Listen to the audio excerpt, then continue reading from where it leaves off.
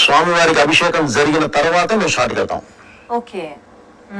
ఎందుకంటే అఘోర క్యారెక్టర్ స్వామివారి మీదకి వెళ్తున్నాం, మాకు కొన్ని తెలియక ఏదైనా తప్పు చేయొచ్చేమో. సో అది జరగకుండా స్వామి నాకు తెలిసింది నీట్ గా చేస్తాం. నిష్ఠాగరిష్ఠులైన బ్రాహ్మణులు వస్తారు 3. మార్నింగ్ వచ్చి చక్కగా అర్చన అంతా చేసి అభిషేకాలన్నీ చేసిన తర్వాతే మేము షూటింగ్ స్టార్ట్ చేస్తాం. బేసిక్ గా అంటే మీరు అఘోరా అంటే నాకు ఒక క్వశ్చన్ అడగాలనిపించింది సార్.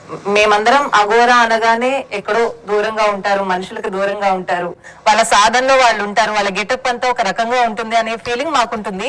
కానీ స్క్రీన్ మీద బాలయ్య గారిని చూడగానే ఒక అఘోరాని హీరోగా ఇలా చూపించొచ్చు అని బోయపాటి గారు చూపించారు అని మేము అనుకున్నాం. ఆ థాట్ ఎలా వచ్చింది సార్? అమ్మా, ఇప్పుడు కళ్ళ ముందు వీళ్ళని ఎప్పటి నుంచో మనం చూస్తూ ఉన్నాం, కానీ వాళ్ళని మనం పట్టించుకోం. ఎందుకంటే మనకు బయట కనిపించే వాళ్ళు ఇప్పుడు